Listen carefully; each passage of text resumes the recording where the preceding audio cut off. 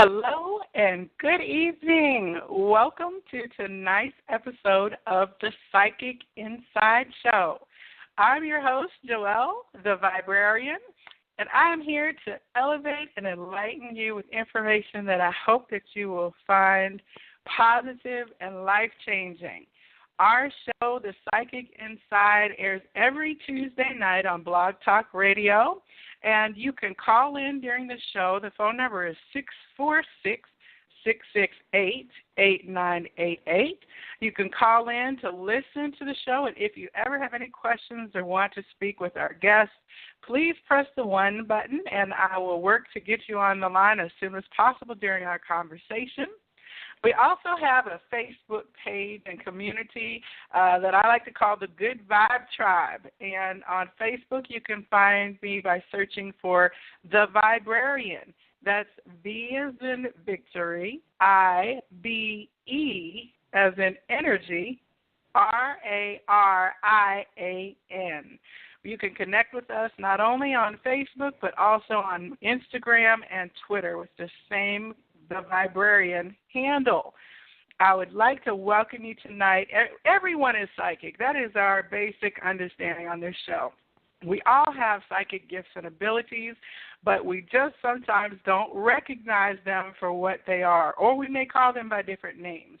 So each week I interview people who have basically uncovered their psychic gifts, and we learn about what their journey is like into understanding who they were psychically and how their gifts are manifesting.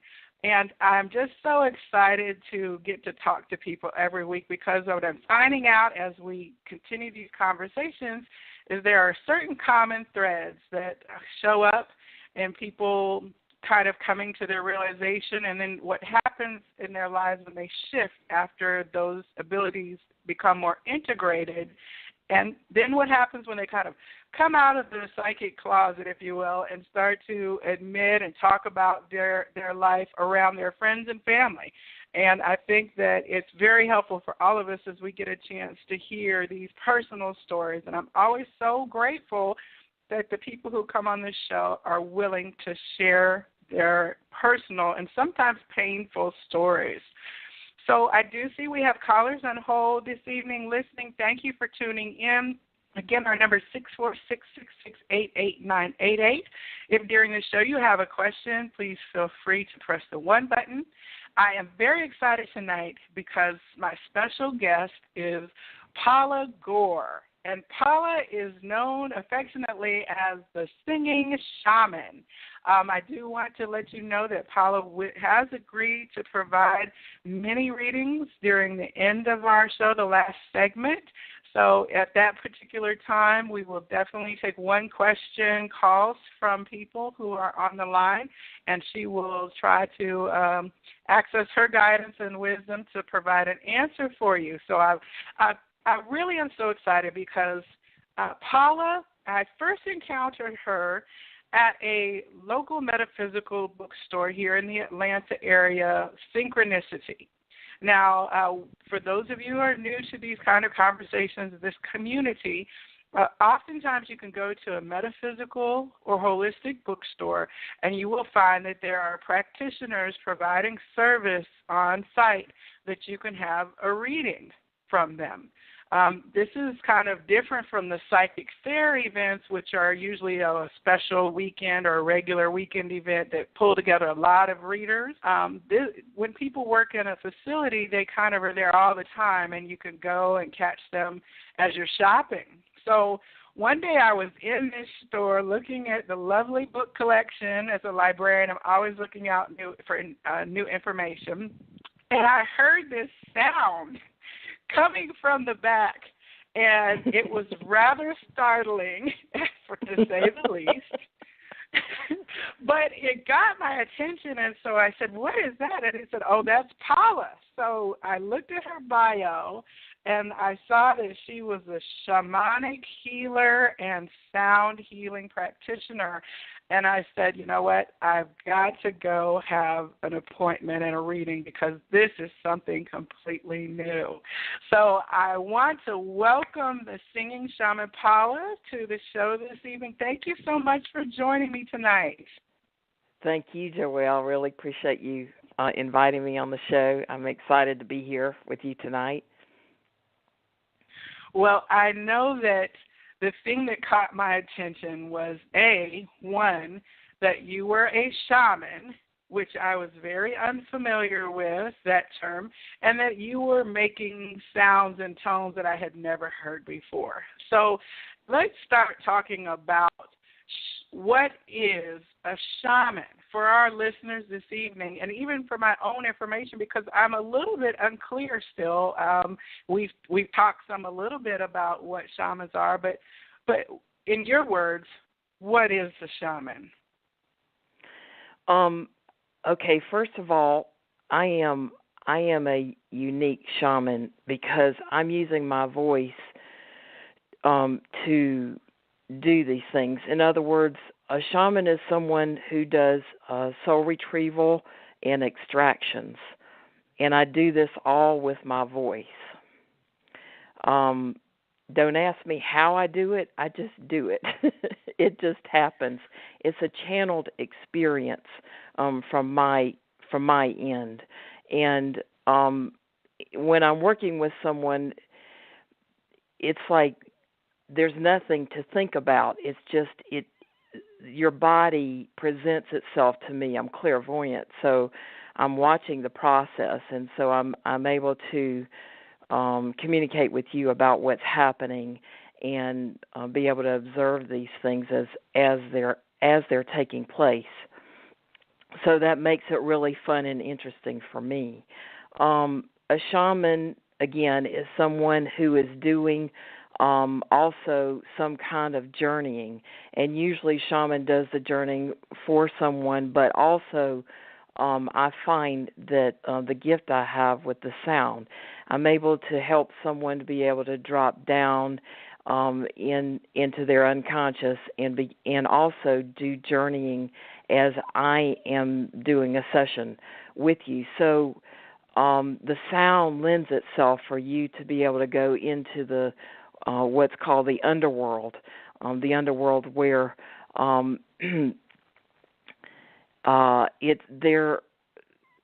there are different guides, and these guides are usually animal totems that can take you on the journey to discover things about yourself that you may not know. So that's pretty much it about a shaman. Well, okay, so just two things stood out. You said that you do soul retrieval and extraction, and to me that sounds kind of like the Green Berets. You know, when you hear about something being extracted and retrieved, it's kind of like this, it gives the idea that there is a dangerous element to it, or, you know, it just brings up this whole adventurous idea on the one hand. Yes. But as I understood about shamanism, it is very much something that came from the indigenous traditions of people all over the world. So you find shamanism in Africa, you find shamanism in Native American traditions, and I was some time in Mexico last year, and certainly there were Mayan shamans that were present. But it speaks to this idea that there is a dimension around us that includes, as you would describe it, in the underworld, and that through your training and knowledge as a shaman, you become the guide, if you will, or you journey into those pathways in order to do the spirit work that is needed at that moment. So yes. Soul retrieval is a type of spiritual work, if yes. I'm correct. Yes. Okay, so why does the soul need to be retrieved? What happens? Okay, we all have trauma, and that trauma can be like seen or quantitatively found in the aura, in the physical body. So let me see where I want to go with this. When we have trauma, our soul fragments, it breaks off.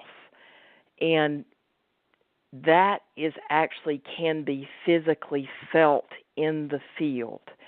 In other words, it can be found. It's not just an arbitrary or abstract thought. It's actually in the field. So the nature of a shaman, going beyond someone, say, who's just doing Reiki, is able to work in the field and begin to start to find these things. Usually it may take a while. Sometimes I can find things right away in the field, but I find that the more I work with someone, the more comfortable they become.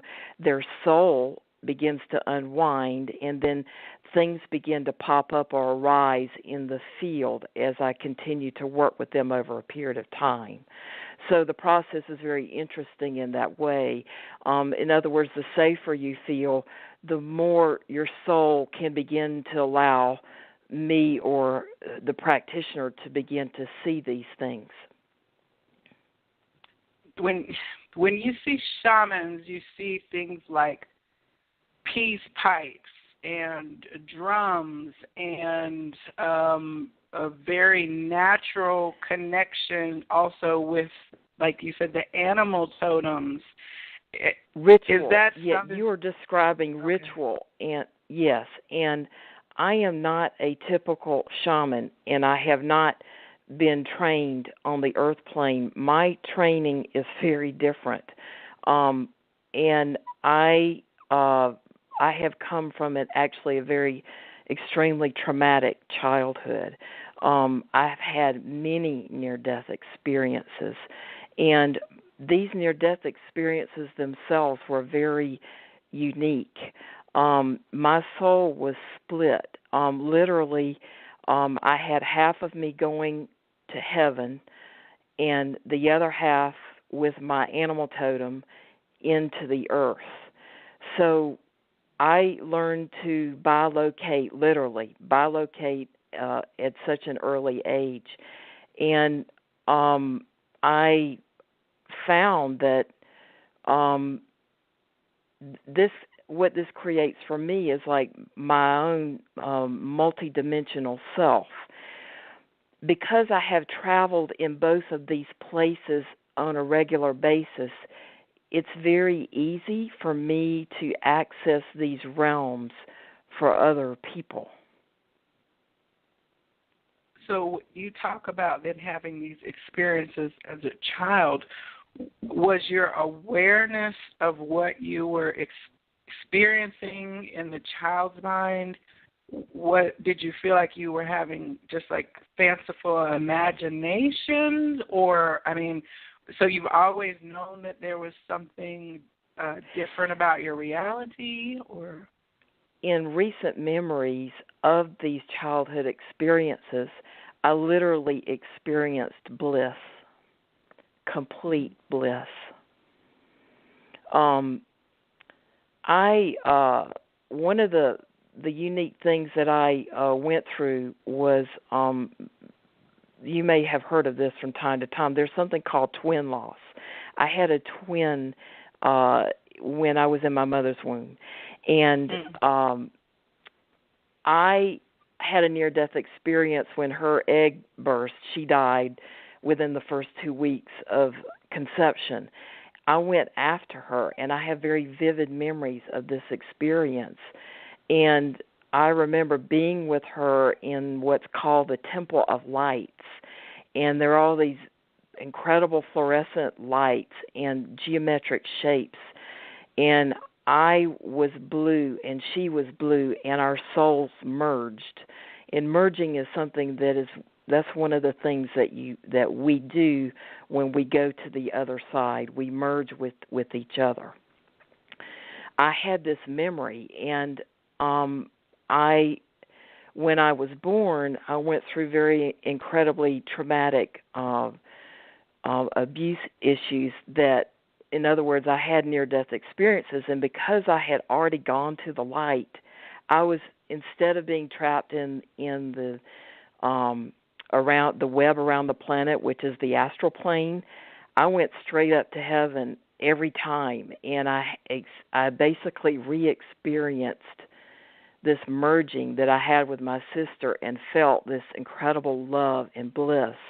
And then I would be coming back into my body, and in these memories, I'm experiencing every time this strength, a growing strength every time I've had these near-death experiences, and I found that I was able to cope and deal with my trauma and live a normal life because of all these near-death experiences. So you're a young child then, and do you say to your mother, I merged yes. with my sister? And what does your mother say in response to that? Well, my mother was part of my abuse issue, and so she wasn't open at all to anything that I was saying, and she was not. She dismissed any of my experiences, and I do remember sharing it with her, and she totally dismissed this experience that I shared with her about my sister. Totally dismissed it. And I found that I began to forget that this is what I was doing because my mother was not. She wasn't open. She wasn't a nurturing person. I was just getting ready to comment about that a common thing that we see is that children are more open in terms of the veil between dimensions or lives when they're very, very young. And through what Don Miguel Ruiz in his book, The Four Agreements, calls domestication, they learn to shut those doors and lose those early childhood recollections that might be past life dreams and visions and understandings, or even being able to see spirits and hear spirits. They start to close those down because the adults in the room are telling them it's wrong, it could not be possible, it's just your imagination, stop telling stories, all the negative things that start to come in as you enter society as a young child going to school and coming around family. And so most people you hear wind up shutting down their astral travel, their conversations with spirit, their past life memories until they get older, and something then re-triggers those things to start coming back in. Yes. And for me, my catalyst for this lifetime, I think I was 30, and I remembered being sexually abused. And it started a long process, but after trying therapy, I started going to a healer, and this was phenomenal because I got to reframe and start to make the changes in my life and stop seeing myself as a victim and awaken to my gifts right away, my clairvoyance and shape-shifting abilities.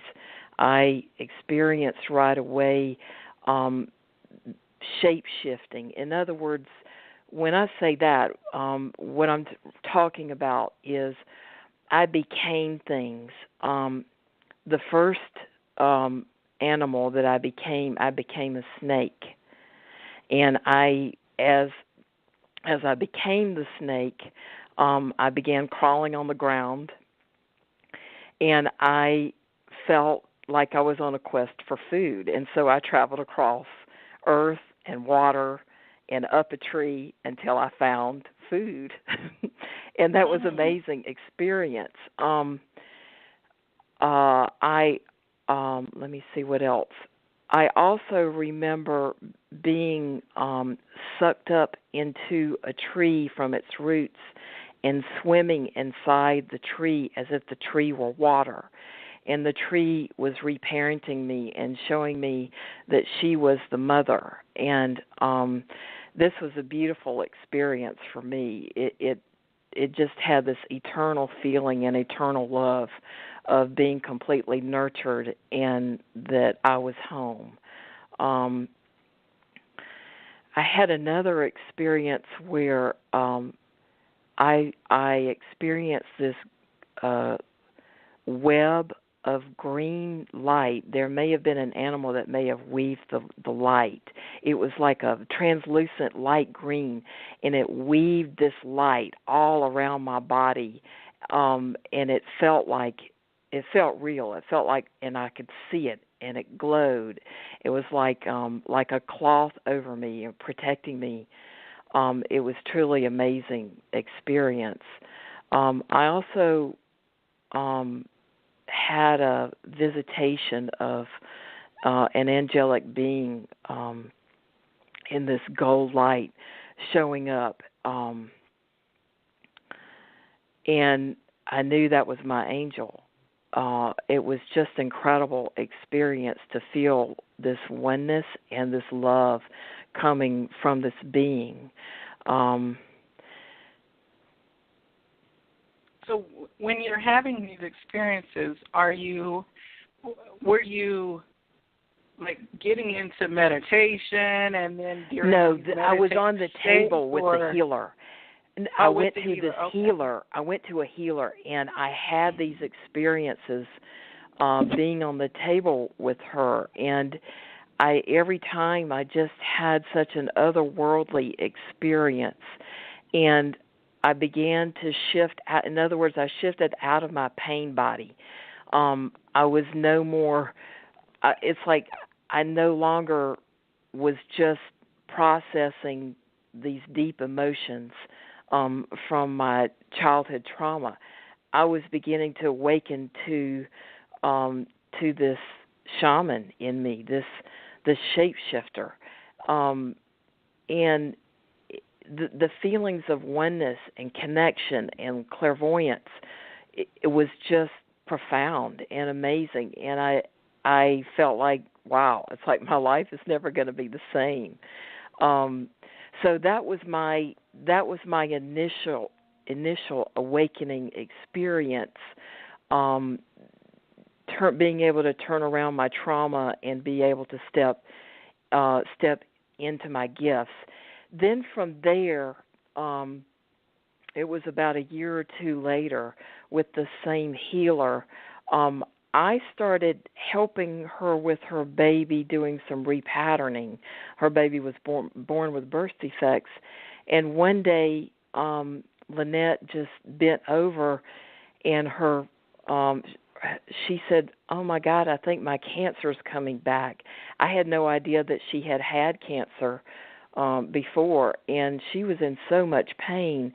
And all of a sudden, I watched myself say to her, "Let me see." And I also watched my hands just right in front of her ovary, her left ovary, just begin to pull this energy out of her left ovary. And within seconds, I saw purple rain down on us, and the energy mass in the whatever pain was going on in her ovary, it apparently it just transformed into this purple rain, and the love presence was so profound. She had no more pain. So basically, I did a little psychic surgery, and I channeled it, and I just watched myself do it, and I said, "Oh my God, I see what I'm supposed to do the rest of my life." She and I, from that point, we started doing trades. She asked me to start doing trades with her, and I was really excited, and I continued to find that my gifts, um, I continued to expand and grow. And the next thing I knew, I started doing trades with her, and I found that I had to start making sounds. And how I started making sounds was all of a sudden I'm working on her, and I feel this shaman from another dimension come into my body and force my mouth open and start toning through me. And I was freaking out. I was freaking out. And it within, I don't know, within weeks or months, it didn't take that long, but he integrated into me. In other words, this was an aspect of me coming back into me. And it just became normal for me to do sound after that. In other words, it wasn't esoteric anymore. It's just a part of me. So it made it easy for me to do sound. And so when I'm with someone, when I'm giving readings, I start a session by actually doing tones, and it seems to open my clairvoyance, and I'm able to tune into the person and their soul body and their essence a lot easier. So I've incorporated that into my readings now. So sound has been my journey out of trauma and into my life, my path, my purpose, and also just opening me up more clairvoyantly and beginning to explore. That same year, that was in 1995 when all this happened, that same year, I also started doing readings, and this is how I started doing readings. A friend of mine had gone to Anne Rice. Remember all those vampire books? Oh, I've read every single one. All right. Well, I read those too. And so I was so curious. She had gotten a book signing, an autograph, and I was just curious to see if I could pick up anything by touching Anne Rice's signature. Lo and behold, I was getting all this stuff about Anne Rice. It's just getting a complete download about this woman. And I was getting, she's going to be writing another book that's a whole nother series, and I believe that she did actually. Yes. And this was in 1995 before she started the other series. So I was picking up all this stuff on her. So this was awesome. And then I think that was in September, October. By January of 96, I did the same thing for my friends. I got them to write their name, and I gave them all readings. And then I just decided I would pick up the phone, and I called a metaphysical bookstore here in town. It's not there anymore. It was a bookstore on Far Road. And I called the guy up, and I told him I wanted to do readings there. And I read for him, and he also read for me. He was a palmist. And he looked at my palm, and he said, "Yep, you can read here." And so literally I jumped right into doing readings, and I had this strong feeling that I needed to do it, and that and I also felt that my channel was just right there, that I felt like there wasn't anything to develop, that being the empty vessel and not coming in with trying to do tarot readings or palmistry, in other words, not having learned a modality, but allowing the channel to be what it needed to be, that I would be able to deliver what I needed to deliver. And that's how it's been. And I've been doing readings since then for 21 years, and I've loved the journey. It's been a fascinating, absolutely fascinating journey, and I have learned so much about people, this planet,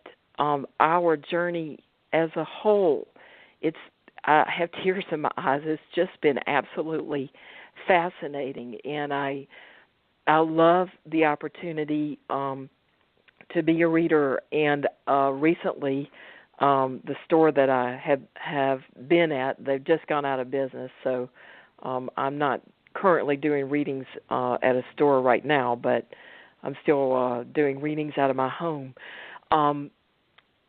And I hope to be back out doing readings at anywhere where I probably would be able to work a psychic fair again, because this presents itself to me in a unique situation, because I'm getting so much exposure and getting to read for so many people. And one of the things that I know I'm going off on all kinds of tangents, but I want to keep going with this. One of the things that I have been tapping into in recent years has to do with our soul essence. That means who we are when we're not human. And that could be between lives. It could mean a lot of different things. But basically what I have discovered, and it's not new information, there are some other psychics like Doreen Virtue that read this way as well. We, so far, I think this is across the board, we're in 5 categories of beings. 1, we could be an angelic being. 2, we could be an elemental, which is like a fairy. 3, we could be a walk-in, and that's an interesting sort. 4, we could be an alien being. And 5, we could be what is known on the earth plane, and people who basically tend to hold the light for the planet, who are witch, wizard, shaman. And in that, some people, of course, are in all categories, or 2 or 3 or 4 categories. In other words, some people are hybrids. Their souls are so evolved, and they've come to understand that by learning to integrate different aspects of beings, the more well-rounded the soul is, the more capable and willing the soul is able to go through the life journey and do whatever needs to be done, and is in less obstacles, or able to work through obstacles more easily, has more tools and resources to access from these all these aspects. In other words, like angelic beings tend to be heart-centered and heart-natured. Elementals are mental and tend to be able to have an overview about what is going on without tapping into the emotional body so well, and be able to help others who are bogged down in emotion, be able to give them insight to be able to step out of difficulty. Angelic beings, because of the emotional body, are able to help others process those emotions, and can be sort of like emotional janitors in a sense, and processing others' emotions. And also,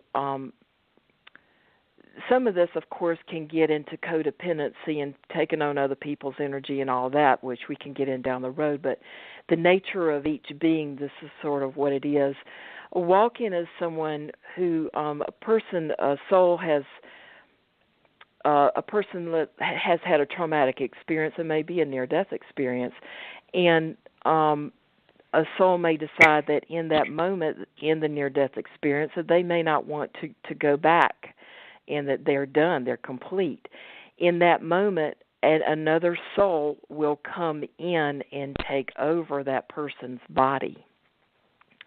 And I have met several walk-ins, and they both have incredible healing abilities and are very psychic.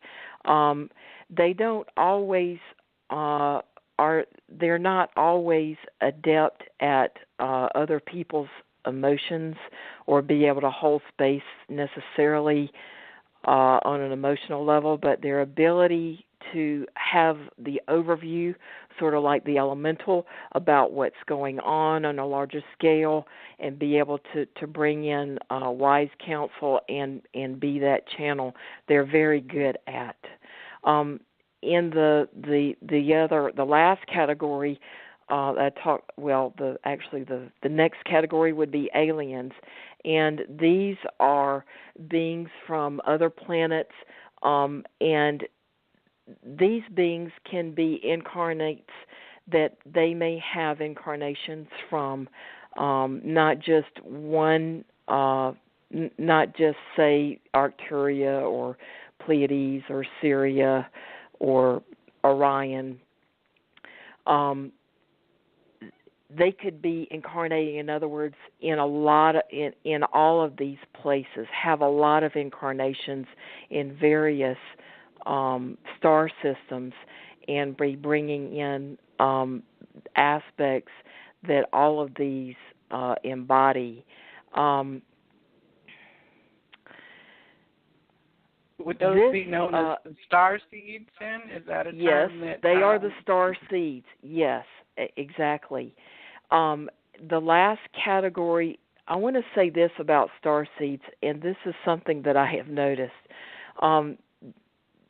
Star seeds are very ambitious across the board. They have a drive, and they have a drive that supersedes their emotional pain and can override difficulties by the drive alone. However, the drive can also be the downfall. The drive can be overzealous, and overzealous that, in other words, too overzealous for the moment, too hyper or a bit too enthusiastic. It's like it has to be learned to be tempered, and then once that emotion is tempered, then that's when the starseed can be most effective. So the starseed has to be aware of emotions and not let emotions be the driving force, as it can be. With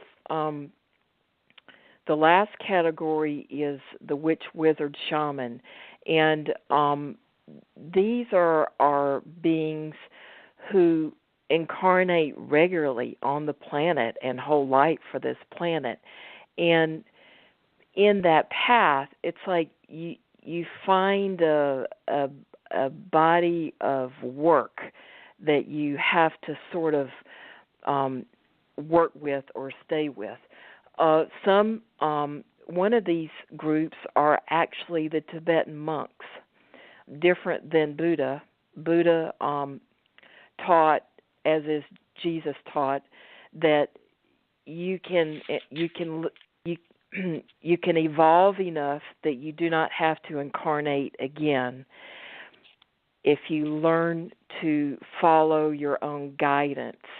And both of them talked about walking the middle road. But I'm stepping away from what I wanted to talk about. Tibetan monks, they incarnate consciously and regularly as Tibetan monks and as beings holding light for the planet. The Aboriginals did this and still do this, and also the Hopi also are known for incarnating, holding light for the planet. Of course, there are other groups that I haven't named, but those are some of the main ones that most people know about that hold a spiritual light and presence for the planet and are here as guides, helping others on the path.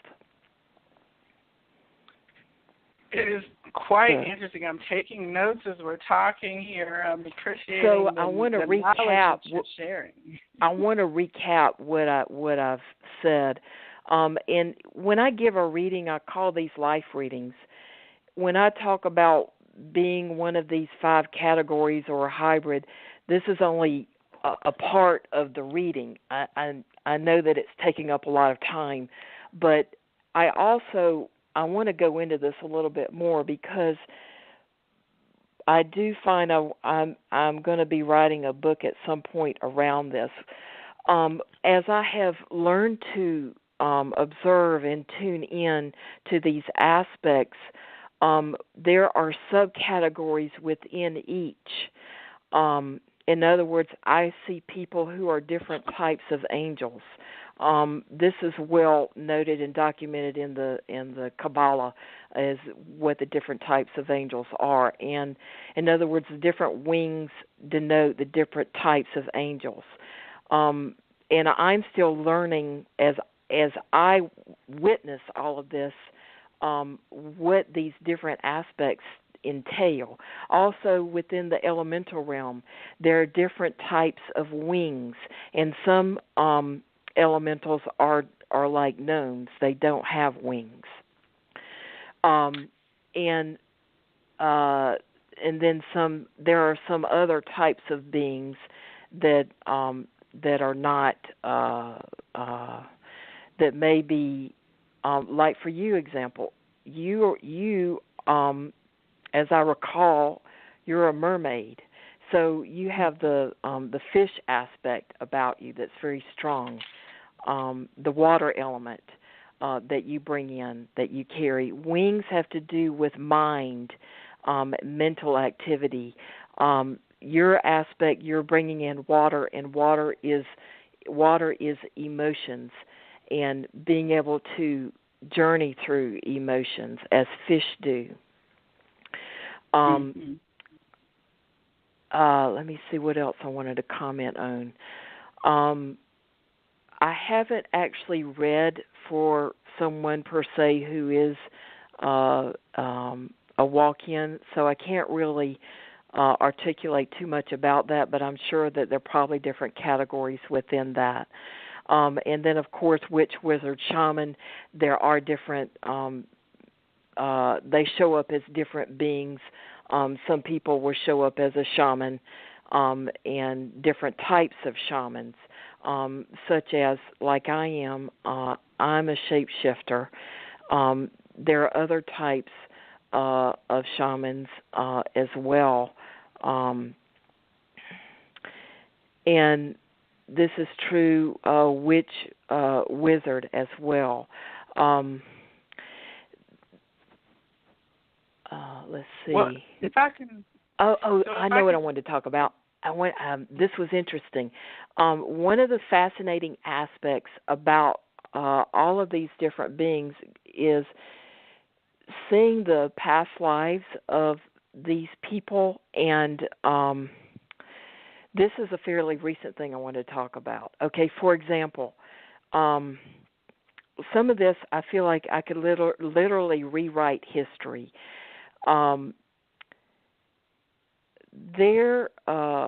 I witnessed someone who is incarnated as like an Essene. Do you remember the Essenes after Christ? Do you? Yes. Does this? Okay. They were a very Gnostic sect of believers in the post-Christ era that believed in almost a more spiritual pathway than the traditional Christianity emerged. All right. One of the things, and I want to call these beings who came in and did this were star seeds. Okay. All right. So they're another race, basically. They're another race, and they're trying to up the what happened with Christ and bring it into another level. one of the specific aspects about the Essenes is they're teaching what's called the inner mysteries. I could go on a whole nother tangent about this, and I won't. But I wanted to say, mention about the Essenes. But in reading this individual, and this is about a month ago, what I read was that she was a part of a group of Essenes that came in post-Atlantean times, and the setting, getting ready for the Egyptian culture coming in 13,000 years ago. This was absolutely fascinating to see these groups of beings, these star seeds coming in, and they are laying the groundwork just as the Essenes were doing post-Christ. They were laying the groundwork for the Egyptian times. This was absolutely fascinating, and I don't believe we will read about this anywhere. I haven't heard of it at all. This is one of the types of things that I'm learning about this planet, that the history and the amazing courage that all of us have in coming back here again and again and trying, and as we come back, we start all over, because that's the makeup of the human body. Is we're white. The slate is wiped clean. We have no memory, but this memory is in our chakras. It's in our DNA. It's in our fascia. The fascia is the saran wrap around muscle, and that is also the work that I do, massage. As I find this, all of this stuff is stored in the body and in all levels of the body. And this has been an absolutely fascinating journey to understand and watch souls as they go through all of this time and again, and the will, learning to overcome difficulties and coming back and trying to find new ways of being. And at this time, there's so many of us. This is one of the most incredible periods for this planet's history now. Not only are we entering the fifth dimension now, which I really believe we've been rocking in it since November, rocking hard in the fifth dimension since November. Not only is that the amazing aspect, and all the indigenous cultures call this the fifth sun, this is also incredible because it's like we're all here. Everybody who has incarnated, who is some kind of light being, who is on some path, some purpose, has some higher purpose, has incarnated now. It's like we're all here now, and we all are a part of a cog, and we're trying to turn this wheel, to light, for this planet to embody light.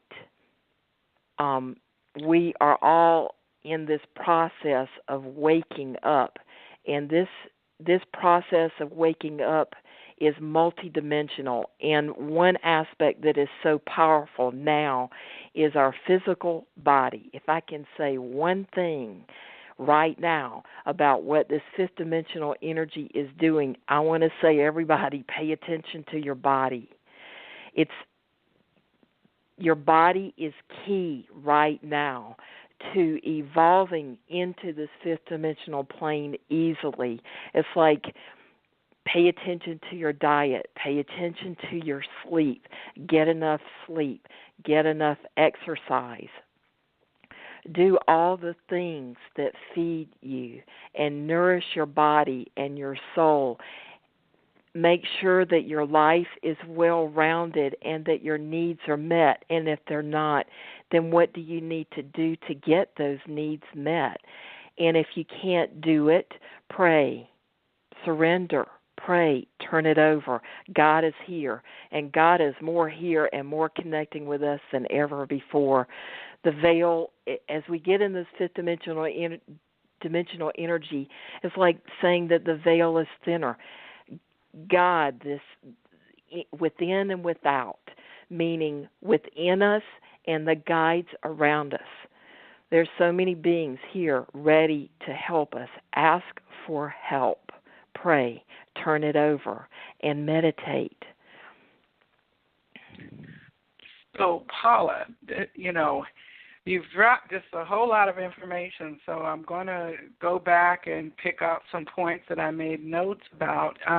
This is the Psychic Inside Show, and I'm your host, Joelle, the Viberarian. I'm having a conversation this evening with Paula Gore, the singing shaman, and we've been discussing the knowledge she has gained from her journey into the realm of healing with shamanic abilities and powers. If you are on our phone line this evening, if you have a question to ask, just press the 1 key, and we will be taking readings at the end of the show. So if you have a content question, those are certainly welcome now. We also have a chat room that is available on the Blog Talk page. If you have a question, type it in, and I'll be sure to get it on, as well as having conversation on the Facebook community. So, okay. Several things. Well, you just gave us so much information, but let me start by saying, so if I am a traditional Southern Baptist or Christian-based person, you said several things in your conversation that probably would have sent me screaming for the hills and looking for some holy water. One of the things that you talked about is witch, wizard, shaman. So the word witch begins, it's been conditioned to evoke fear in us, or saying that it is something that is evil or undesirable if a person is a witch, that they are performing bad acts against people.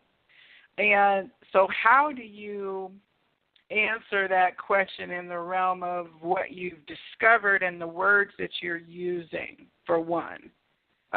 Okay. One of the things we can kind of swap out that witch word, and we can say healer and psychic. And often these beings, that's what I would say. A witch is someone who both is a psychic and a healer. Okay. And so I have had to come through releasing certain religious conditionings as my pathway has evolved and I have awoken into a different consciousness. So the fact that you would say that a person is from another dimension, and at the same time you talked about that you journey to heaven and the underworld, then that, when you try to contrast it with the idea of the biblical, or as the Bible is interpreted in modern Christianity in the United States, then heaven and hell is very different from the kind of heaven and hell idea of the shamanic tradition. But yet they are the same kind of thing, but the energy surrounding the teachings is somewhat different. Would that be a fair kind of distinction? Yes. So if there is a hell, it is the astral plane. Is a web around the planet, and there are many souls that are trapped around the web, this astral plane, that are lost and stuck. Now, the astral plane is not just filled with lost or stuck or negative types of energies, correct? It's filled with... Right, but it is definitely a mixed bag. Okay. The I astral asked that plane question is because definitely a mixed bag, and right, it is not all. It's not all one or the other. It's both. It's a mixture, but it's definitely not. It's not a higher vibrational place.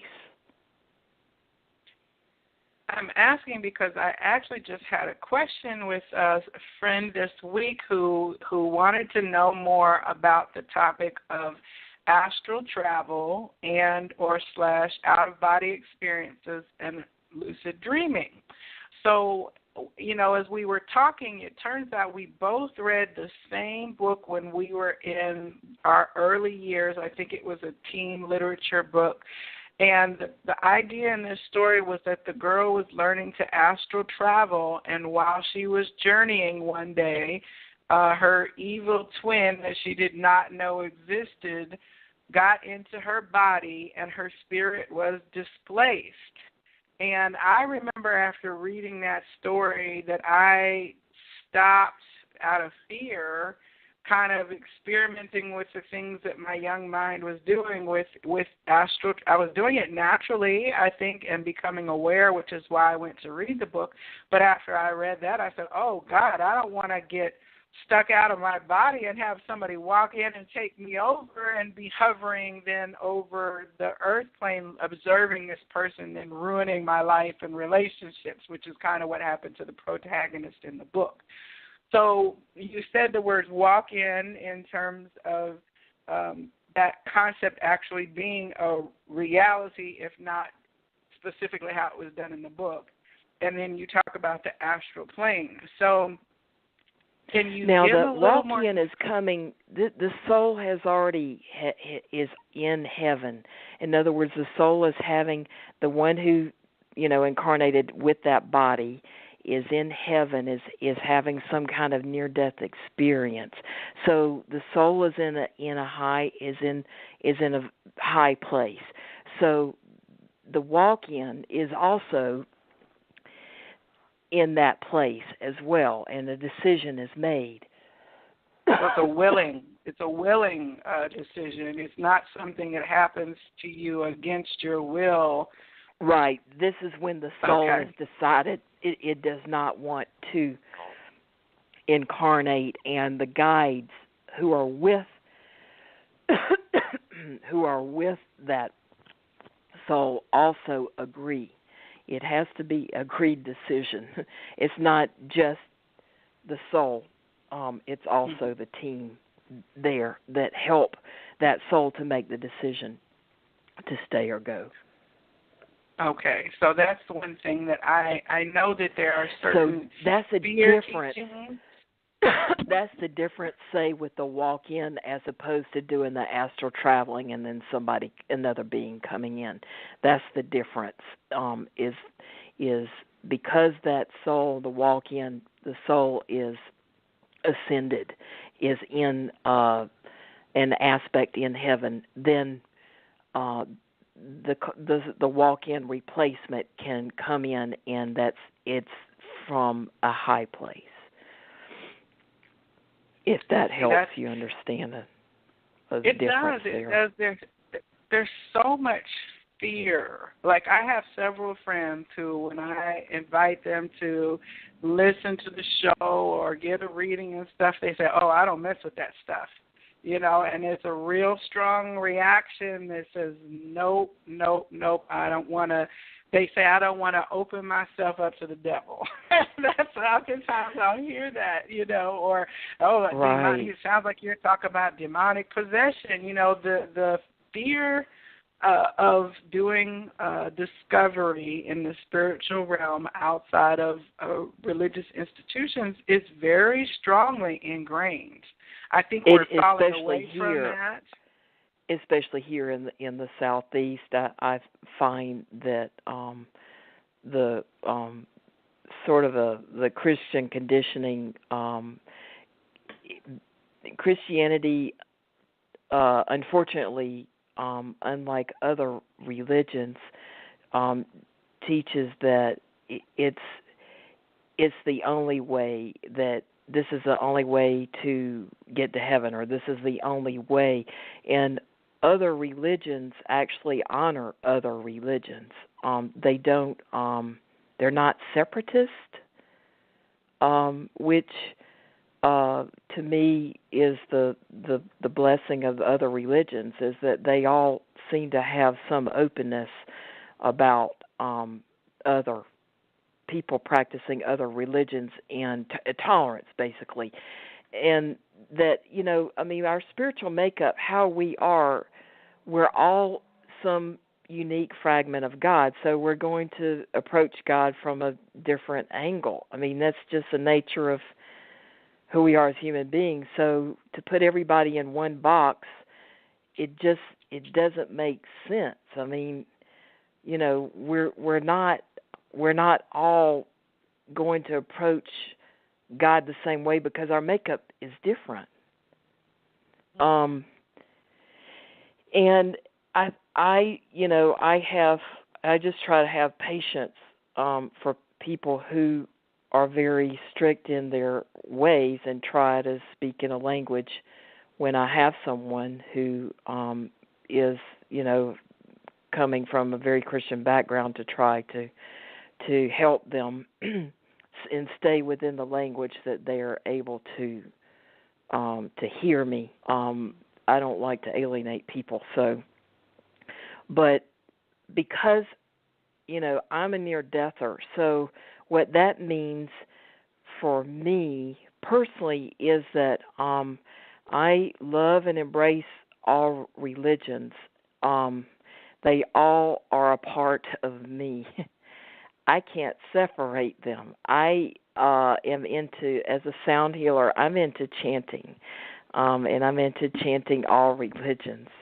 And they each have their own flavor, their own vibration, if you will. And I love all of them because, to me, it's all a piece of the pie. It's like I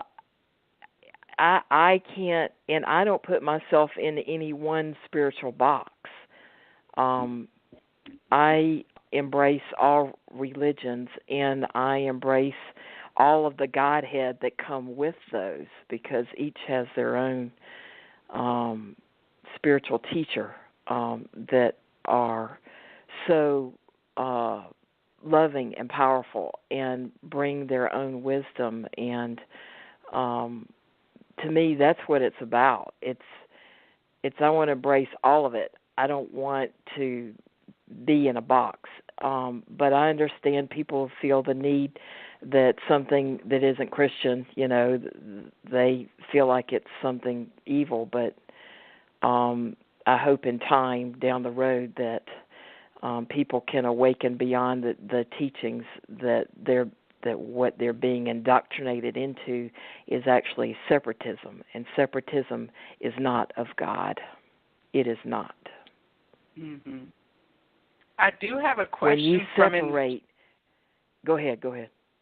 Oh no, go ahead with your finish your statement. When a religion chooses to point fingers and separate, that language, pointing fingers and saying something that is not of God, it's like nobody has a right to say, to pass judgment on another's practice or of how they worship God. It's that, to me, that's a projection. Projection is of the ego, and ego is not of God. Well, and I would add to that.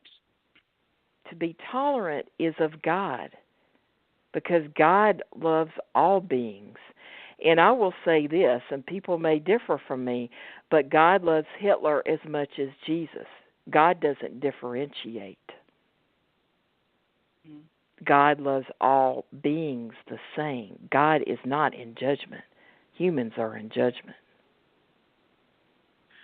And, it's interesting because it's not just, I've come to understand, or as part of my personal system of awareness, that it's not just religion that teaches or preaches separation, that we have a whole construct that we are living in that divides nation from nation with fake geographical lines. It divides race from race by supposed genetic differences in tone and appearance.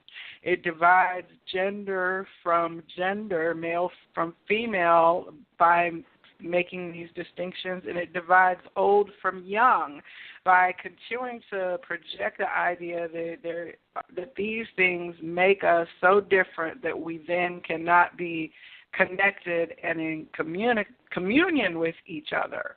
And so any system, be it a religious, political ideation, ethical system that instills division, is not of unity, consciousness, or God source. Yes.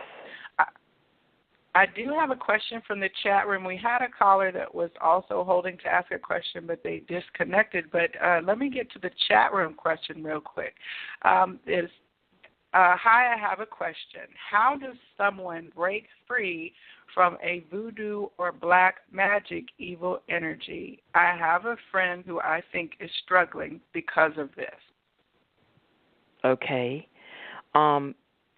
There are several things to do.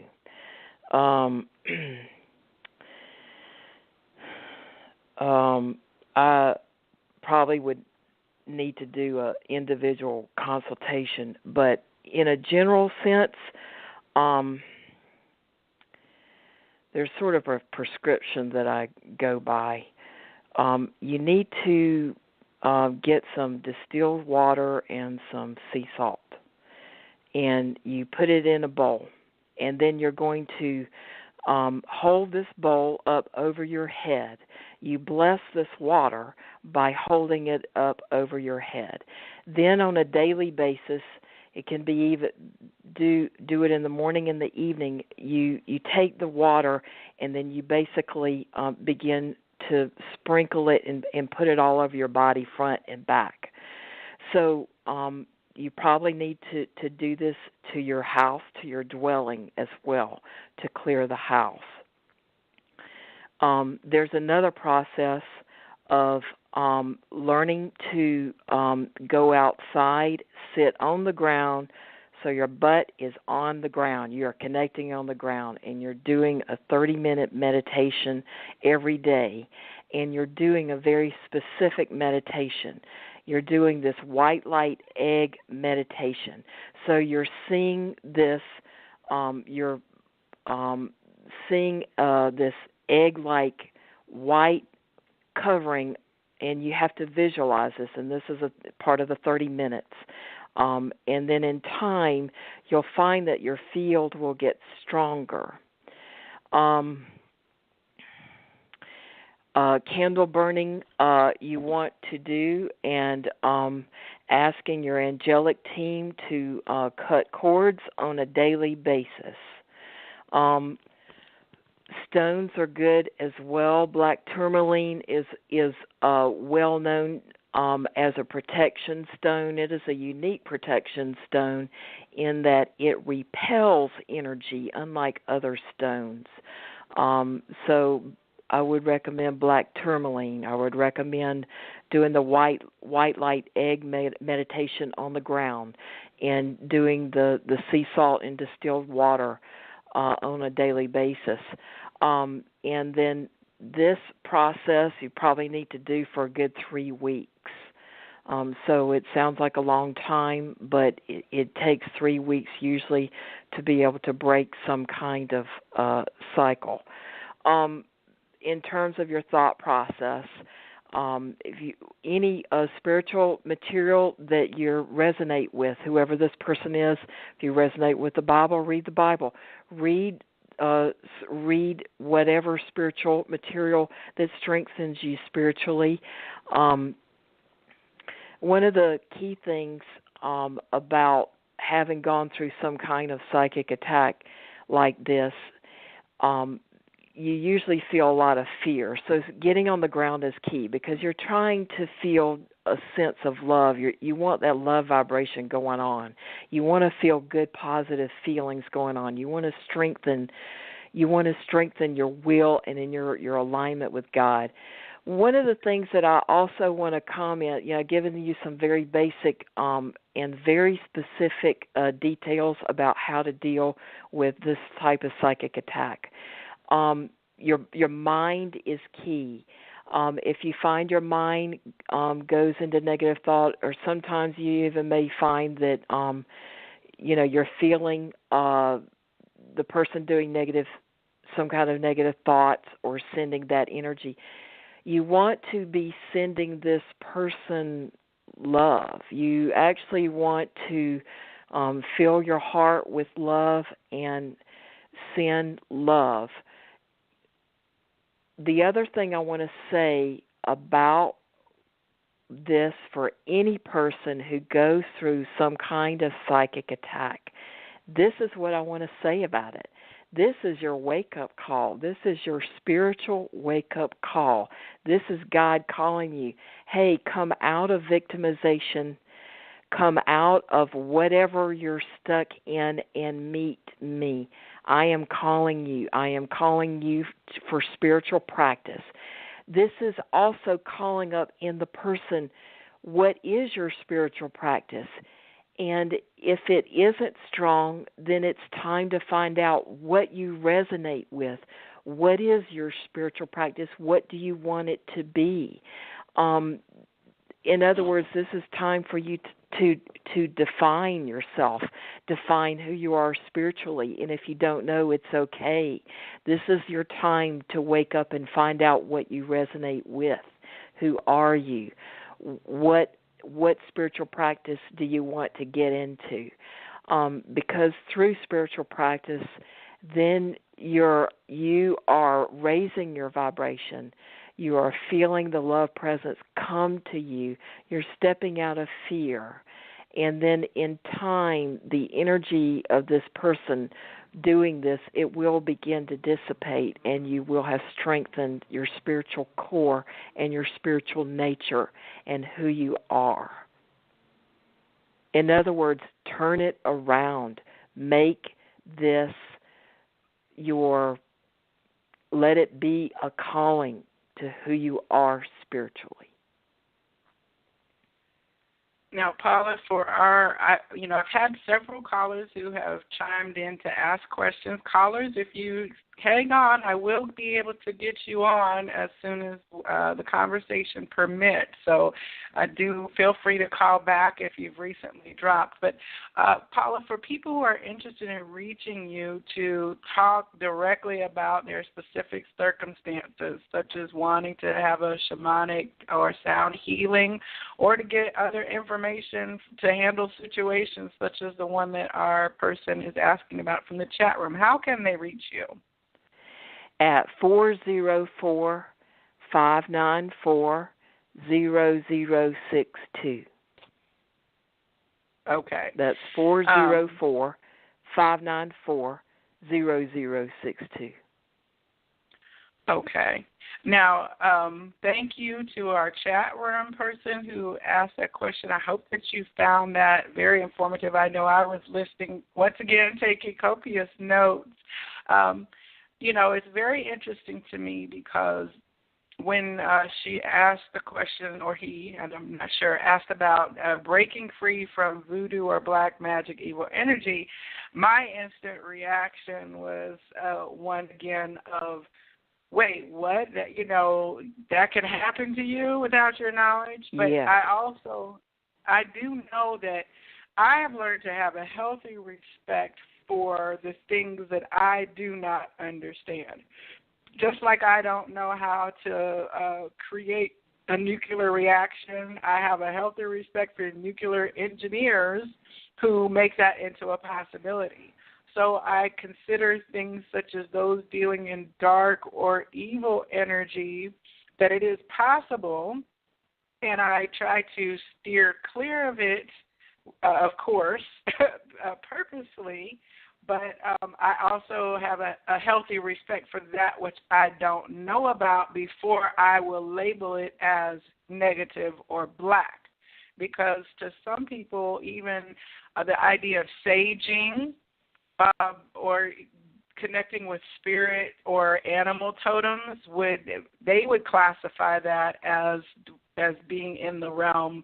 Spiritism and animism have been roundly rejected by the modern 2,000-year Christian era. So, when she says that, I know that part of it is that we have authority over ourselves.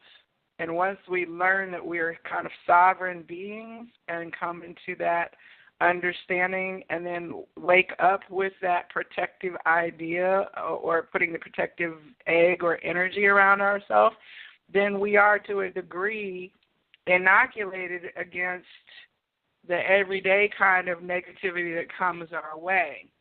But how does one become conscious of a situation where there might be intentional, very dark voodoo, as she says, put against you? How do you know? How does one figure that out?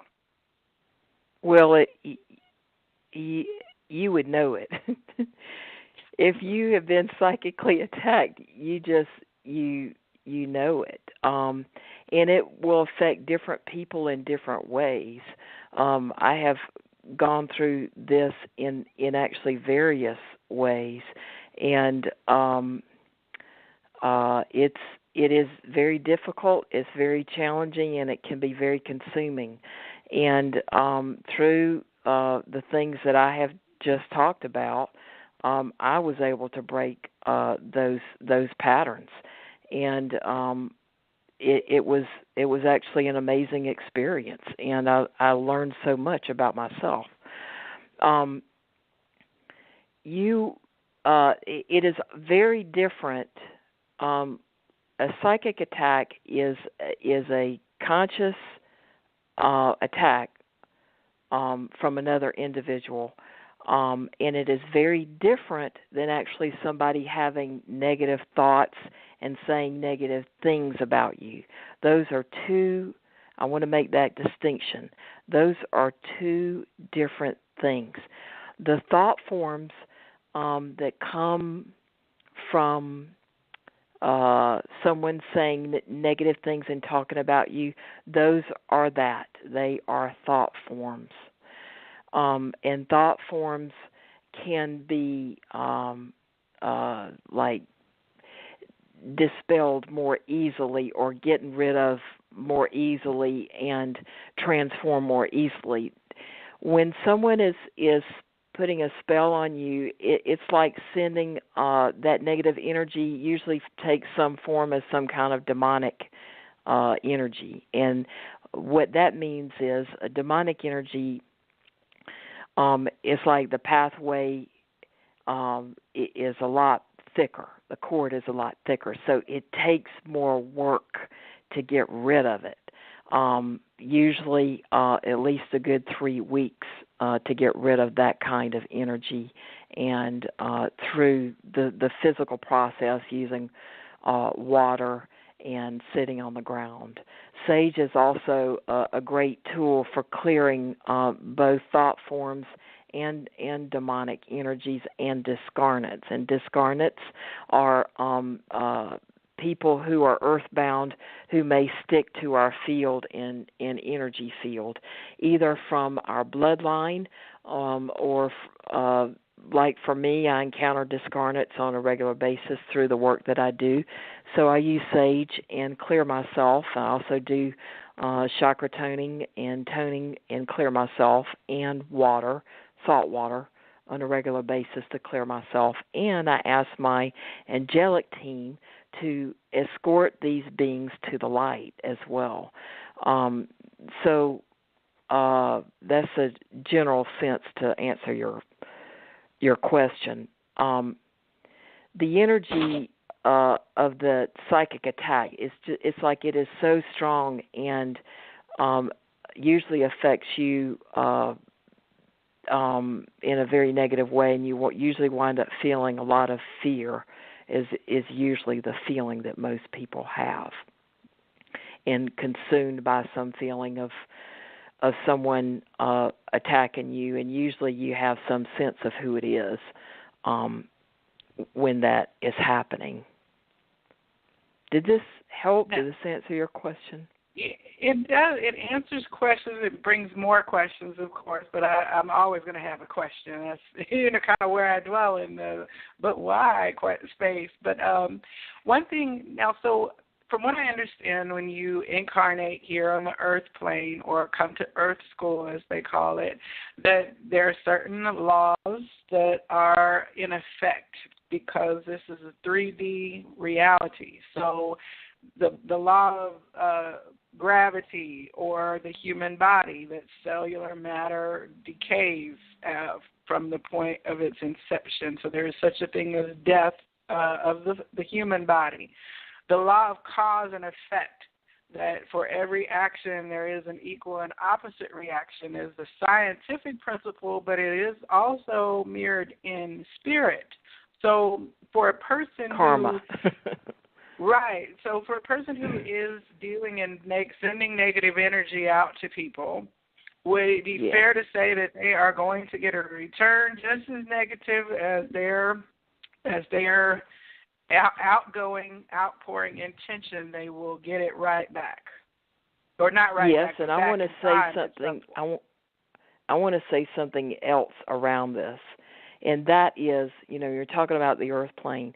This is a dual earth plane, meaning the duality, meaning that we are usually what we find, we're either victims or there's victimizers. Victimizers are those ones that are who are controlling. They're usually people that have, in a codependent cycle, they're the controllers in the codependent cycle. The victims are the withdrawers and the people pleasers and the compliance. What we're trying to do, and this is what we've been playing out, this is what we're trying to wake up from. It's like we want to awaken that, hey, I'm hitting my head against the wall. Hey, I'm being victimized. Or, hey, I'm controlling. This is what we are trying to awaken from, are these patterns that we're playing out and saying, no, I don't want to play this anymore. I want to step out. I want to live completely free. I want to make my decisions and my life so that I am no longer in reactive mode. And to get to your question, to answer you, yes, of course, that person who is, whatever we do, it's going to come back to us. And unfortunately, for those who do that level of we're talking about evildoers and people who are consciously doing that, they get it back 7 times. It comes back to them 7 times the level of what they sent out. So, and there's no time limit or restraint. So if it doesn't come back to them in this lifetime, but then the next lifetime or the next lifetime, or it may take several lifetimes to heal such a curse before it's resolved. Yeah, resolving karma. They say that we're all here repeatedly to resolve our earthly karma. And I've also recently heard the teaching that we accrue karma from other incarnations in other planetary dimensions as well. Oh, yes. But that and that karma is all is pretty strong. That is all in our DNA, whether it's this planet, whatever planet, it's in us. Our soul weaves it in us. We carry it with us. The essence of our being is all in our bodies. Not just the physical body, but your field, your aura. It's there. So we're getting to the last segment of the show. So if anyone is listening and is looking to have a one-question reading from Paula, definitely give a call to 646-668-8988. Press 1 so that I know that you wish to be on the air. This is the Psychic Inside Show, and I'm your host, Joelle. I'm here talking with Paula Gore, the singing shaman, and this has got probably hours worth of questions and answers to go forward from here. But to share a little bit about what my reading was or have been with you. I have recorded every session that we have had over the couple years that I've known you. And I've also had many other readings from people who are shamanic practitioners as well as other past life healers and mediums. And what I have, so when I went into, after hearing your unusual sound, and I went into my session, the first thing that happened was you said, "Oh, you are psychic." And I said, "Well, yes, I've been told that before, but I'm not really feeling like connected in the way that, I'm questioning what's happening." And you said, "Okay, what I'm going to do is go into your third eye and find out, go into a journey and see if you have past lives where you have been traumatized that is blocking you from manifesting your gifts and abilities in your present lifetime." And since that time, I discovered the book by Dr. Brian Weiss, Many Lives, Many Masters. And he was a psychologist who was seeing his patients, and he had a few patients that he was just not able to help them break free of their phobias and traumas that were like really debilitating their lives. I think the one lady that was his patient had a fear, like a really terrible fear of water and drowning or something similar.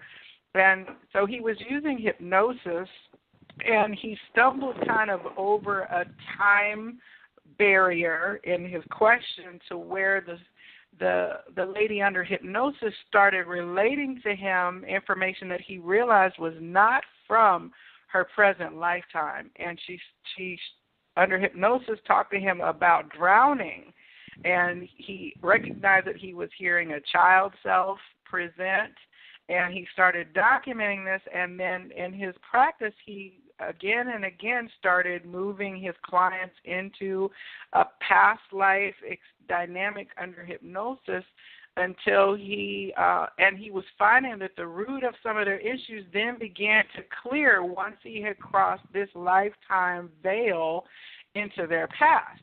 So he wrote his book about that, saying that we have been many things and that we are currently operating then under the trauma, grief, pain, loss of all of those tired scars, I guess, of our previous realities, and that once you start to acknowledge that they're even there, then you can start the healing work. And he speaks about that from a mental perspective, and you're speaking about that when you talk about soul retrieval from a spiritual, emotional perspective. They're like companions on the same flip sides of the same coin that access the area through different ways, but the resulting goal is that the inner child is integrated back into the adult self. The reparenting, as you discussed, happens, and we heal then so that our soul becomes its totality and emerges from those battle wounds to be able to start living the life that they really want to live, but they didn't know why they couldn't live before. So one of the first things you told me in my reading, it was quite funny because you said that I was in a lifetime that was in ancient Chinese culture and that I was embodying the energy of the phoenix and dragon, very elemental, and that I was basically you said this word, you said my landlord, which was interesting because you would not necessarily think of it in terms of a feudal type of society, but you were very clear that my landlord had hired a sorcerer, and the two of them had murdered me terribly in a very violent way. And you began to have tears come into your eyes with the pain of it.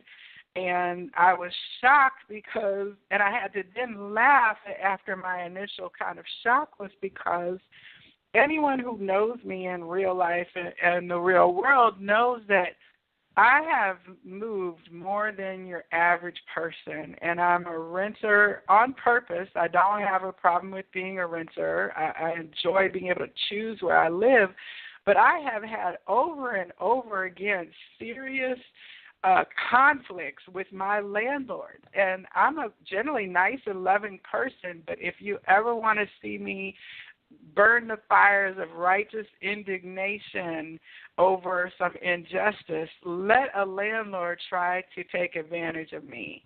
And I am on a tear, and it used to really trigger me.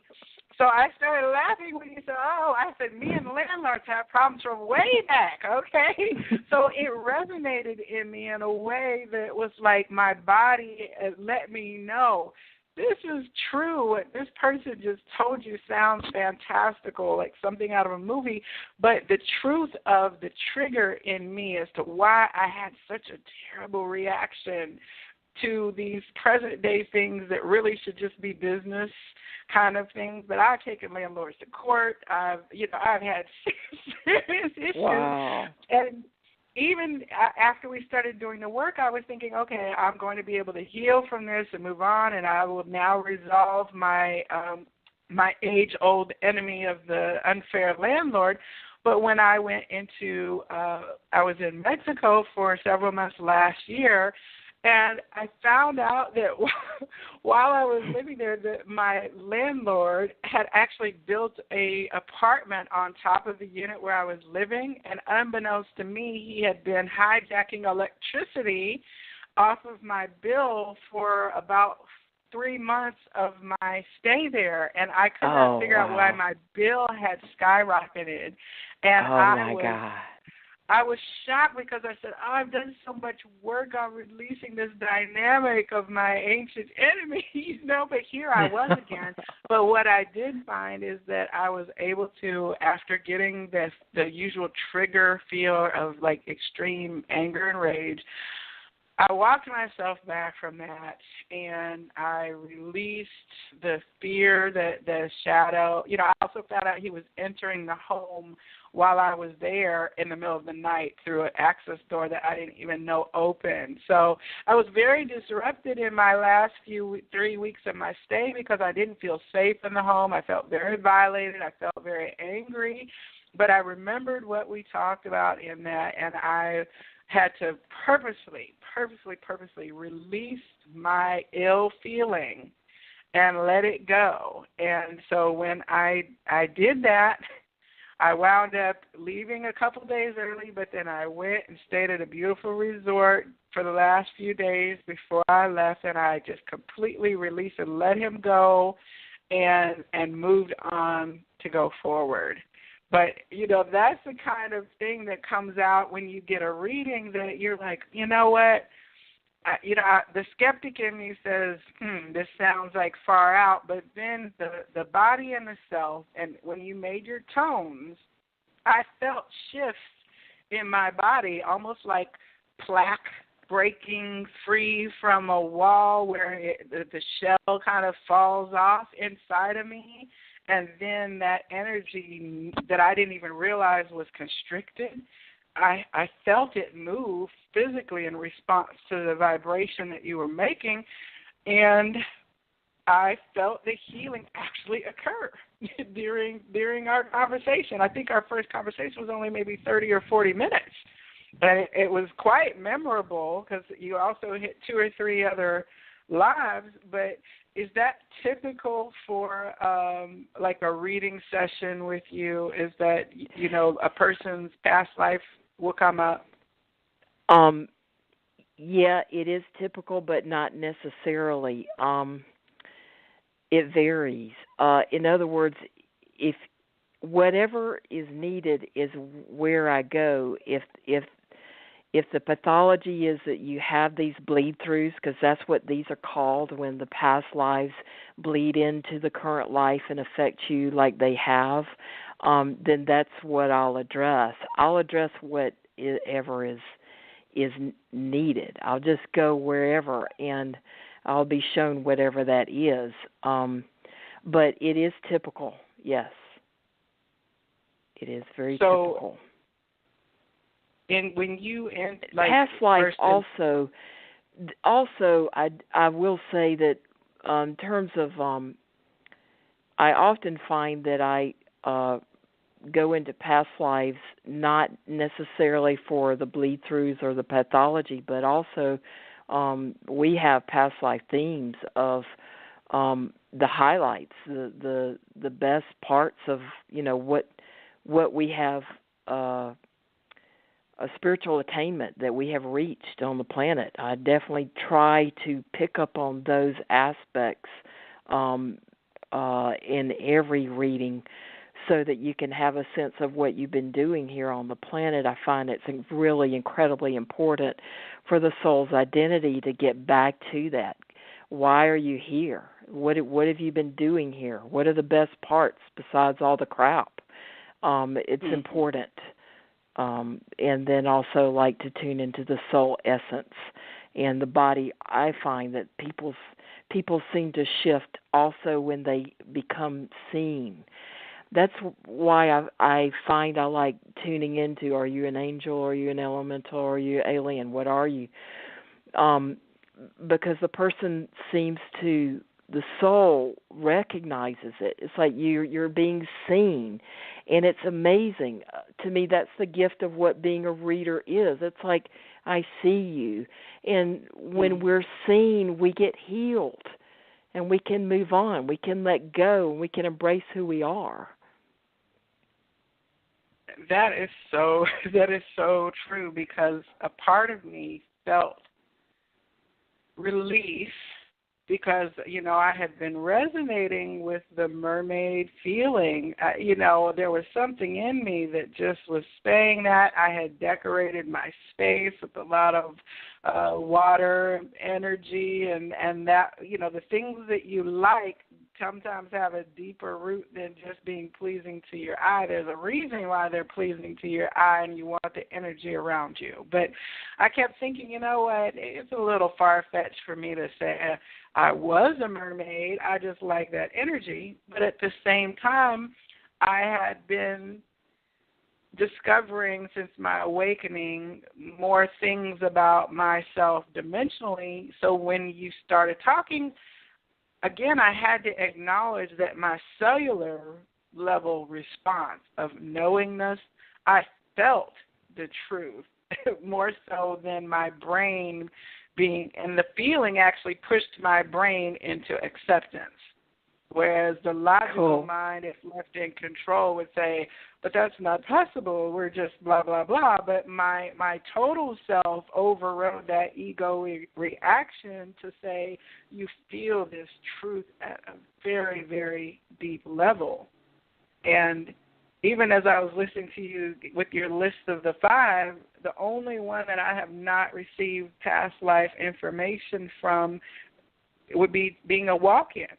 So I've had angelic presented, elemental presented, Pleiadian, alien energy, and then I think in that Phoenix and Dragon type lifetime I was representing the shaman pathway. And I've had other lives come out where, and you and I have been connected, I think, in past lives as well with some of the Native American and Mayan type of and Incan pathways in past lives. So I've come to understand my soul age very differently in the last, since 2010, which was really my awakening. And it was really much like a switch turned on for me during that year.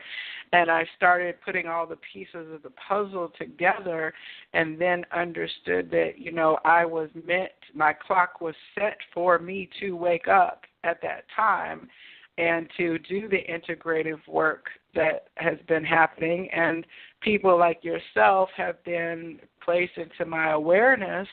And it's just something like the curiosity, the natural curiosity, which is the higher self helping you to explore something that is going to ultimately lead to your liberation and certainly your increased awareness of self.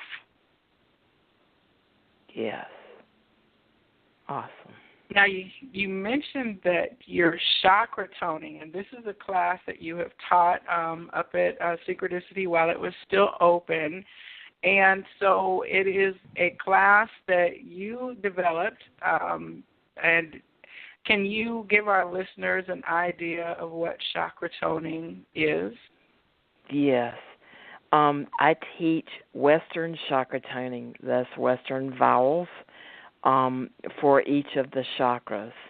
And I have been doing chakra toning. Let me just make a sound.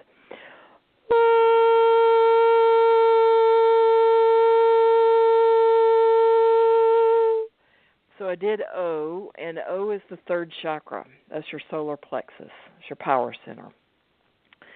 I have been doing chakra toning for 20 years and have been teaching it about that long, too. I got into chakra toning because of the esoteric healing I was doing with my voice. I really wanted to be able to teach what I did, and what I found that the chakra toning probably was as close to it as I was going to get. And I find that I make these sounds when I'm working, so why not teach chakra toning? And then I began to explore it in terms of the chakras as well, and I currently I do chakra toning for my spiritual practice, actually. I do it every morning, and I find that it clears my chakras. If I wake up and I'm down and I'm depressed, by the time I've done chakra toning, it's like, what down? What depressed? It does a 180, and I find that it's my antidote, and I love to teach it. I want to say this, the next time I'm teaching chakra toning is going to be at the Georgia Dowsers meeting. If you go online to the Georgia Dowsers, you'll see their website where they're located on June 1st, Thursday, so it's 2 weeks. It's 2 weeks out, and it's at 7 o'clock, I think. I'll be teaching it there for free, so anybody in town that wants to come, please feel free. So chakra toning, it just makes sense, and it does a whole lot in such a short amount of time. So that's all I want to say around it. Yeah, I think the class I went to was about an hour. Was that about the duration, Paula? Yeah. When I teach it, it does tend to take a good hour, and then followed by meditation. Yeah. So when I do it at home, when you do it, if you were to do this, learn this, and do this, it only takes about 15, 20 minutes, when you're doing it at home.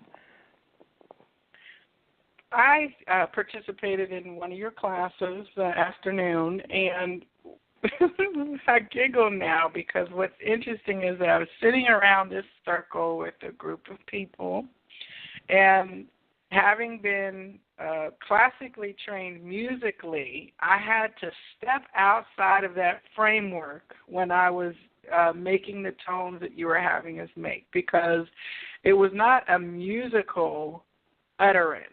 And everyone in the room kind of, as you would tell us to repeat these tones and start to make them, it was very tight. We don't realize how controlled we are in terms of presenting ourselves in public and being willing to emit sounds in a group of strangers. Most of us won't sing. We'll sing our hearts out in the shower or in our car, but when it comes to actually singing in our true voice in front of others, we become very closed and bring that back inside into kind of our private space. But it was kind of a lesson for me in releasing myself,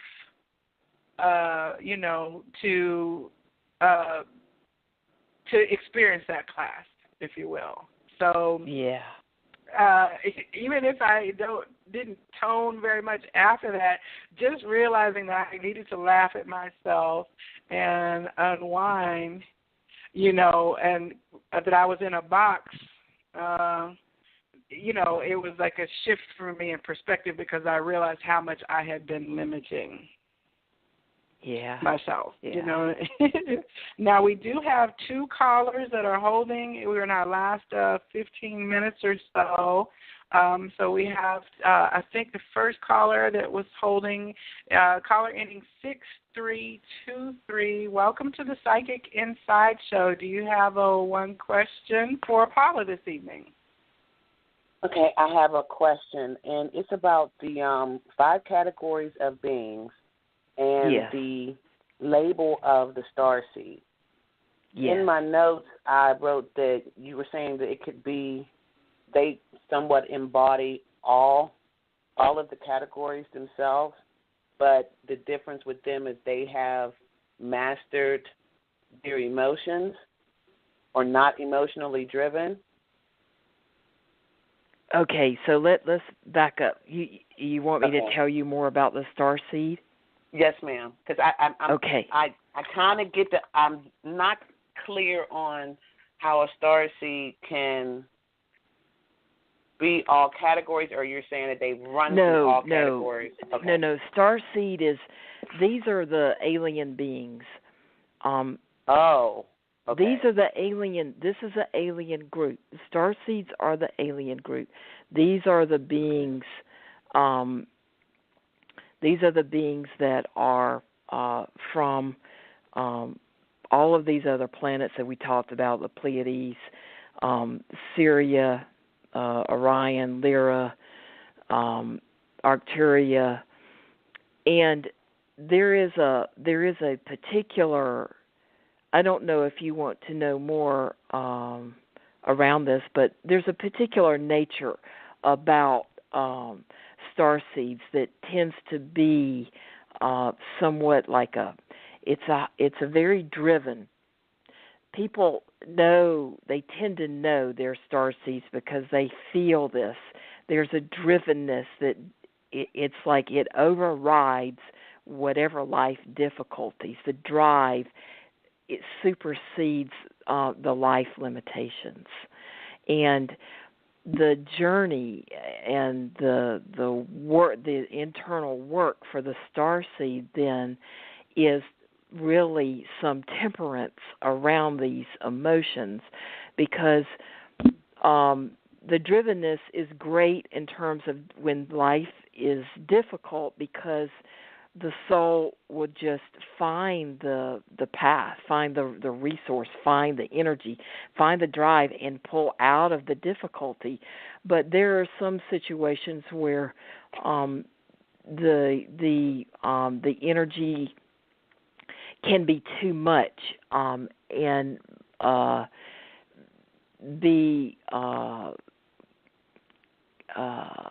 sort of overstated. And it can need to be tempered in a sense. In other words, the starseed needs to learn to not be driven by emotion and to learn to allow for that higher realm and higher consciousness at times to even override the emotions. That's the piece that's needed for the starseed, is not to let the emotions drive you. Learn to develop higher consciousness and let the wisdom and insight come into the drive. That's the real piece that's needed. Okay, so my next question is, when you talked about things being part of your DNA, your experiences, your gifts, is this the same thing within the starseed concept? Is it a reincarnation with them also? I guess that's what I'm asking. So I'm trying to understand your question. You had talked about when we go through our different lives that everything is coded, not just in our memory may not remember it on this plane and at this time, but it is coded in our DNA. So, Yes. and being that the star seeds are considered alien, so I'm going to say non-human, do they go through the same cycle also, or is there something different?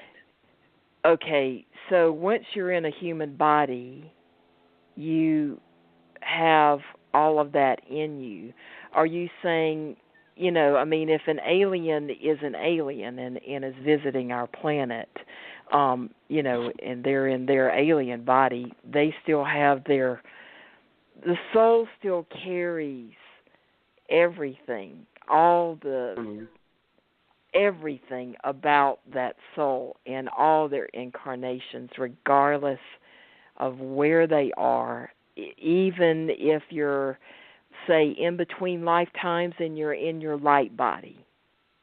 Mm-hmm. You still have it. You still have all the stuff you've gone through. Right.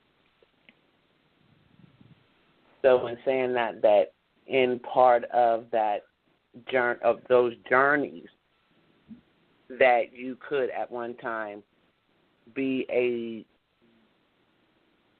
okay, all right, maybe I'm not phrasing it right. Okay, I'm still not completely understanding the alien part, because is it outside?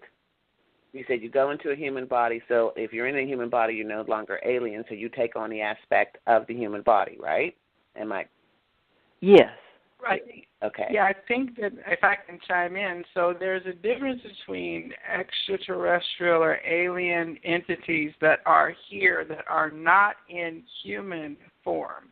But if you incarnate, if you take the human path, that is what a starseed speaks to, which is that it is an energy that originated or has dwelled in different dimensions known as other planets that is choosing in this lifetime to experience the human planetary energy. So that's the distinction. So as I understand, DNA is actually a super data storage component, almost like a old school floppy disk. Our DNA contains many, many codes that function and run us as human beings biologically. Certain switches get turned, and that's how we become male or female, all of that kind of stuff. Right. But that they're learning that there is other information that has been passed down, stored in our DNA, that we're just now at a point of awareness scientifically to begin to realize how much data is in the cell that we don't understand. And we're starting to, mapping it was one thing, and then understanding what it does is another. And even the whole field of epigenetics, EPIGENETICS, if you start to look at it, it is the science of studying ancestral DNA, so that it's saying that we are not just the biologic material of our parents and grandparents and all of that, that there is other material that is passed directly down to us that presents itself in behavioral, not just biological ways, and that this can include family patterns of trauma and family wounds and all of that. So and I see it. I see those. I'll see a mother and daughter come in, and they'll have the same energy patterns and the same traumas. In other words, when we go through someone's womb, going through that process, that is the initiation, if you will, into that person's trauma. It's like we take it on. And we take it on. In other words, if the job of children is to take on their parents' karma, all of it, and to heal it. That's what offspring is about. Literally, that's what we're doing. Right. We are here to heal what our parents went through. Mm-hmm. Okay. It's a big job. I would say that's a big job, but what I understand is that we as souls, we know before we get here, we are agreeing and volunteering to do this on purpose, knowing that we will forget everything once we get here and basically be like, what's the TV show, Naked and Afraid, where they drop them out in the forest and they're like, good luck getting you back to society. It's kind of the same thing. You come in naked and alone, but then not only that, you have an energetic and DNA baggage or package with you that you then have to discover about and move yourself through. And that's before your parent ever even opens their mouth and begins parenting you, you know, which most of us, we start to deal with issues of direct interaction with our parent. At some point in our life, we have to come to grips with our relationship with them as they were as people who were then charged with the responsibility of raising new beings. But that's just one layer of it, because then you've got your whole energetic shadow, if you will, that comes with you as well. But from what I understand, this is one of the most cherished experiences that souls come to do, that they really are like blessed by and elevated, actually, and perfected, if you will, by the difficulty of what it is to be human. And I want to make a quick comment about this. There's several things about being human that is different than any other type of incarnation. One, planet Earth is a free will planet. That means that we choose before we come in here what we're going to do and be and all that. And then free will also means also that the planet has free will, and that means that anybody can come here and do anything anytime they want to. That means aliens too. But what makes humans unique and planet Earth, the incarnation, unique? One, no other incarnation has heaven. In other words, we die and we go to heaven, and that is a unique experience, and that's what one of the big calls about being here is to experience the divine in such a beautiful way. And also, humans are emotional, chemical. No other beings anywhere are emotional, chemical. All these other beings are very mental. So we are extremely unique, and everybody wants to come here and incarnate because they want to know what the trip is like. And for every incarnation, there are 4 or 5 applicants or beings for our incarnation. And for us to be here and playing out, living out the dream that we planned, we are the most evolved beings for the job that we're in, for the life that we have. So all of us that are here, we truly are the most evolved beings probably anywhere. And this, in some ways we may not say a lot about the planet, but because the level of consciousness, as we see, is still not there, as we look at our government and so forth, but still, this is a very, very difficult journey. The other aspect that what happens here is fusion. This is what we see the Ascended Masters have, fusion of the soul with the higher self. And that's what an Ascended Master is. It's someone who has completely fused their soul with their higher self. And this is what we are all striving to do here, is fusion, complete union with our higher self. Paula, we are in the last minute of the show, so I want to go ahead and wrap this up. I thank you so much for coming on tonight and doing so much teaching. There's quite a bit of information here, and I wanted to let our listeners know on Thursday evenings I'm going to be launching my Viberarian talk show. On that, we will be having a free-for-all discussion based on subjects every week. It's the same phone number, 9 o'clock on Thursdays. So I know that we will be having a conversation about some of the topics you had here, such as star seeds and the levels of being. This week, our guest is going to be the beachside astrologer, and we're going to spend some time talking about the signs and planets and astrology and why it matters. And then next week, we're going to be talking about astral travel. So I hope that you will tune in again for another episode. And this has been the Psychic Inside Show, and I'm your host, the Viberarian.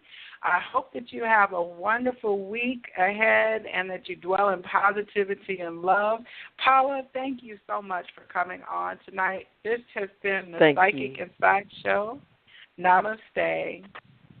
Thank you.